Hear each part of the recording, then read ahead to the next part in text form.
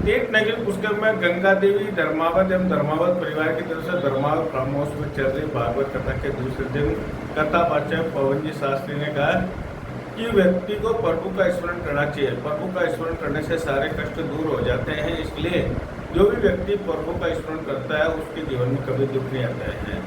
तीर्थ नगरी पुष्कर में धर्मावत परिवार की तरफ से 21 अप्रैल से 27 अप्रैल तक परिक्रमा मार्ग पर पारासर यात्री निवास के पास धर्मावत फार्म हाउस पर पंडित पवन कुमार जी शास्त्री की भागवत कथा का आयोजन करवाया जा रहा है, जिसमें कथावाचक पवन जी शास्त्री भक्तों को दोपहर को 3 बजे से 7 बजे तक के कथा का रसपान करवा रहे हैं। वही आज दूसरे दिन कथा स्थल पर काफी भक्तों की भीड़ देखने को मिली। मैं अनिल कुमार पारासर, बदलता पुष्कर संपादक।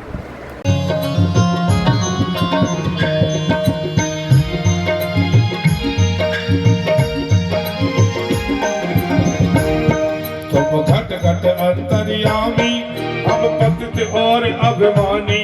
तुम घट घट अंतर्यामी हम पतित और अभिमानी। तुम घट घट अंतर्यामी हम पतित और अभिमानी। तुम घट घट अंतर्यामी हम पतित और अभिमानी।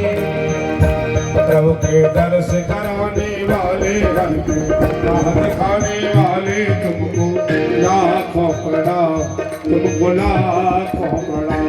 हर की कथा सुनाने वाले, प्रभु की कथा सुनाने वाले, तुमको लाखों प्रणाम, तुमको लाखों प्रणाम, तुमको लाखों प्रणाम, तुमको लाखों प्रणाम, तुमको लाखों प्रणाम, तुमको लाखों प्रणाम, तुमको लाखों प्रणाम, तुमको लाखों प्रणाम, तुमको लाखों प्रणाम, तुमको लाखों प्रणाम।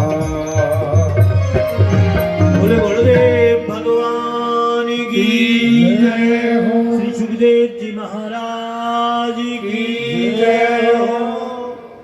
जैसे ही सुखदेव जी महाराज का आगमन हुआ, अदप्रियच्छामि संसिद्धिं योगी नाम परमं गुरु। पुरुष से पार्वती जी और आप लोगों में से कई लोग भी सुखताल गए होंगे, वहां पर कथा का आयोजन हुआ था, बहुत सुंदर। वह सुखताल की पावन भूमि आज भी शांतिमय भूमि है। वहां पर भजन साधना में बड़ा मन लगता है। सुखदेव जी को प्रणाम करके परीक्षित ने प्रश्न किया, बोले भगवान, जिसकी मृत्यु समीप है उसे करना क्या चाहिए?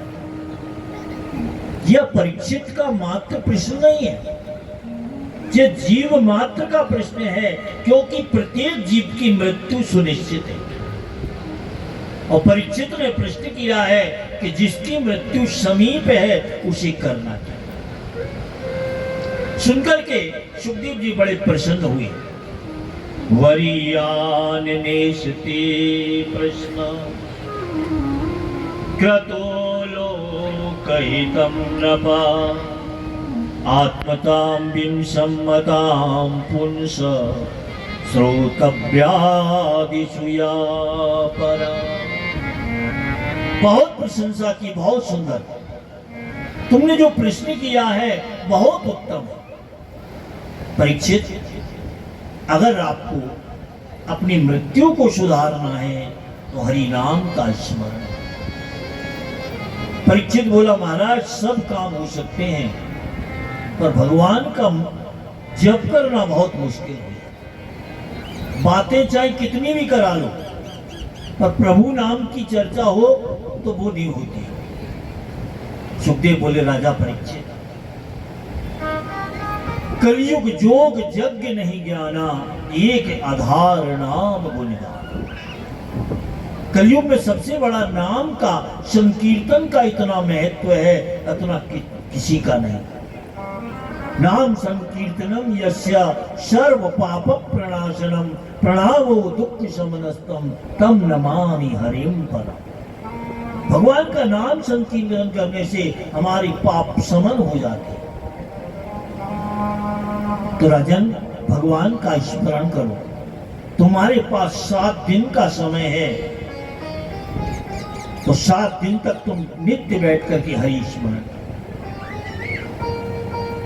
सुनते ही परीक्षित बोले, भगवान मन को कैसे लगाएं कि हमारा मन प्रभु के चरणार बिंदों में लगे। सुखदेव बोले, राजन यह जीवन बार बार घटता चला जाता है। सतयुग में मानव की आयु 1,00,000 वर्ष थी।